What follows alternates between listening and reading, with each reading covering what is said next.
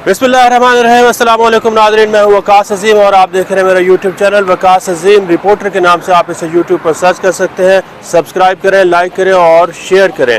नाज़रीन, आपसे थोड़ी देर पहले इस्लामाबाद हाई कोर्ट की जानिब से पाकिस्तान मुस्लिम लीग नून के कायद मियाँ मोहम्मद नवाज शरीफ को हिफाजती ज़मानत दे दी गई है और आज जब केस शुरू हुआ है तो कुल समाअत 4 मिनट की हुई है।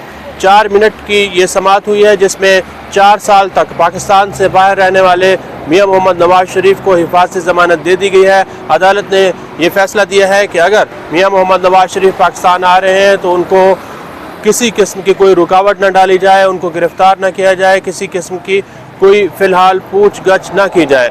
और नैब के जो प्रोसिक्यूटर थे नाज़रीन, उन्होंने भी कहा है कि हमें कोई एतराज़ नहीं है, मियाँ मोहम्मद नवाज शरीफ अगर पाकिस्तान आना चाहते हैं तो 100 बिस्मिल्लाह, हमें कोई एतराज़ नहीं है, उनको आने दें। जब वो पाकिस्तान पहुंचेंगे तो फिर हम देखेंगे कि मज़ीद हमने उनके साथ क्या करना है। तो पाकिस्तान का जो अदालती निज़ाम है नाज़रीन, उसके ऊपर बहुत ज़्यादा सवालिया निशान उठ रहे हैं। लोग पूछ रहे हैं कि एक आम आदमी जब इसी अदालत में आता है तो उसके साथ क्या सलूक होता है, क्या उसका भी केस इसी तरह लगाया जाता है या फिर पाकिस्तान के जो अशराफिया है उनका केस फौरी तौर पर लग जाता है। कोई उनसे ये नहीं कहा जाता कि आप 4 साल तक कहाँ रहे हैं, क्या वजूहात थी।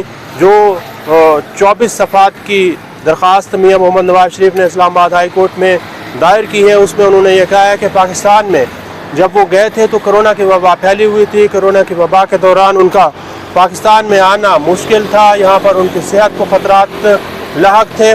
लेकिन अब चूँकि कोरोना की वबा भी ख़त्म हो चुकी है और हालात साजगार हो चुके हैं। हालात साजगार होने से मुराद जिस तरह की मीडिया के लोग कह रहे हैं कि पाकिस्तान में मियाँ मोहम्मद नवाज शरीफ की एक डील तय हुई है। डील तय हुई है तो ये डील की तरफ पहला कदम है।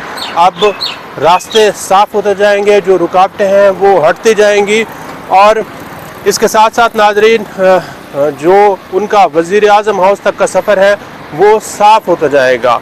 इस निज़ाम के ऊपर पाकिस्तान का एक आम आदमी भी सवाल कर रहा है और ये पूछ रहा है कि इसी तरह की अगर पाकिस्तान का निज़ाम चलाना है तो फिर एक आम आदमी को भी इसी तरह की मराहत दी जाए, उससे भी किसी किस्म का कोई पूछगछ ना किया जाए। हालांकि अल अजीज़िया और हुदैबिया रेफरेंस केस में मियाँ मोहम्मद नवाज शरीफ पर 7 साल तक की कैद की सज़ा सुनाई गई थी, जिसमें से वो 4 साल पाकिस्तान से बाहर रहे हैं। 1 साल के करीब वो पाकिस्तान में मुख्तलिफ जेलों में रहे हैं जहाँ पर फिर उनकी सेहत ख़राब हो गई थी।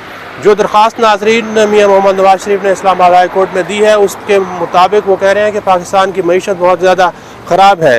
इस मईशत को ठीक करने के लिए मियाँ मोहम्मद नवाज शरीफ का पाकिस्तान में होना ज़रूरी है। मियाँ मोहम्मद नवाज शरीफ होंगे पाकिस्तान के अंदर तो फिर पाकिस्तान की मईशत ठीक होगी, जो कर्ज़े हैं वो कम हो जाएंगे, जो महंगाई है वो कम हो जाएगी, जो डॉलर्स के ज़खायर हैं वो बढ़ना शुरू हो जाएंगे। अब पता नहीं मियाँ मोहम्मद नवाज शरीफ के पास ऐसा कौन सा फार्मूला है। हालांकि यहाँ शहबाज शरीफ की हुकूमत 16 माह तक रही है, लेकिन ये फार्मूला मियाँ मोहम्मद नवाज शरीफ ने शहबाज शरीफ को नहीं बताया। नाज़रीन, इसके साथ साथ जो दूसरी डेवलपमेंट इस्लामाबाद में बड़ी हुई है वो ये हुई है कि इसी इस्लामाबाद हाई कोर्ट में जो निगरान काबीना है और जो ब्यूरोक्रेट्स हैं उनके ऊपर भी सवालात उठा दिए गए हैं। सवालात इसलिए उठाए गए हैं कि ये पूरा का पूरा जो सिस्टम है इस वक्त तो वो मियाँ मोहम्मद नवाज शरीफ के सामने हाथ बांध कर खड़ा हुआ है। मियाँ मोहम्मद नवाज शरीफ ने पूरी फील्डिंग सेट की हुई है, हर जगह पर अपना बंदा लगाया हुआ है। ऐसा तमाम जो इदारे हैं वहाँ पर मियाँ मोहम्मद नवाज शरीफ ने चुन चुन कर अपने बंदे अपॉइंट किए हैं। मसलन वज़ारत ख़जाना के अंदर जो सेक्रेटरी ख़जाना है उनके बारे में ये कहा जाता है कि वो नून लीग के करीब है। चीफ इलेक्शन कमिश्नर के बारे में पाकिस्तान तहरीक इंसाफ खुद कहती रही है कि ये मियाँ मोहम्मद नवाज शरीफ का बंदा है। फेडरल बोर्ड ऑफ रेवेन्यू के अंदर जो चेयरमैन है उनके बारे में भी ये सवाल किया जाता है कि वो साबिक वज़ीर ख़जाना इसहाक़ डार के करीबी आदमी हैं। गवर्नर स्टेट बैंक जो है वो मुस्लिम लीग नून और साबिक वज़ीर ख़जाना इसहाक़ डार के करीबी समझे जाते हैं। इसी तरह दीगर जितनी भी वजारतें हैं उनमें भी नून लीग के जो करीबी लोग हैं उनको चुन चुन कर वहाँ पर लगा दिया गया है।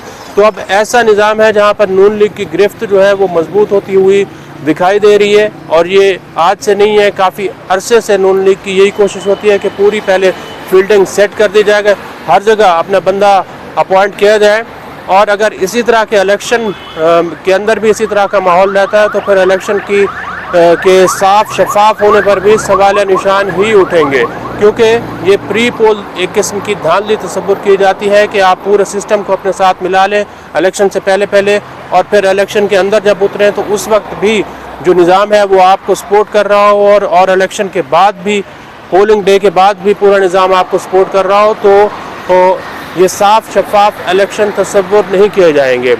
क्योंकि पाकिस्तान तहरीक इंसाफ जो है वो हमेशा से यही कहती रही है कि अंपायर को साथ ना मिलाएं, सिस्टम को अपने साथ ना मिलाएं, एक गैर जानिबदार सिस्टम होना चाहिए। साफ शफाफ इंतखाबात के लिए ज़रूरी है कि गैर जानिबदार अफराद अहम ओहदों पर तैनात हों।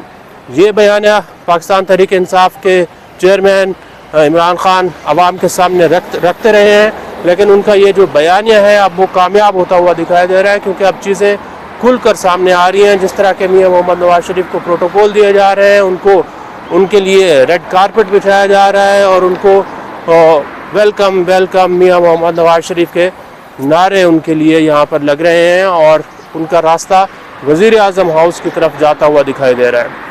आज के लिए इतना ही नाज़रीन। इस वीडियो को आप कमेंट सेक्शन में जाकर लाइक कर सकते हैं और अपनी राय का भी इज़हार कर सकते हैं। बहुत बहुत शुक्रिया।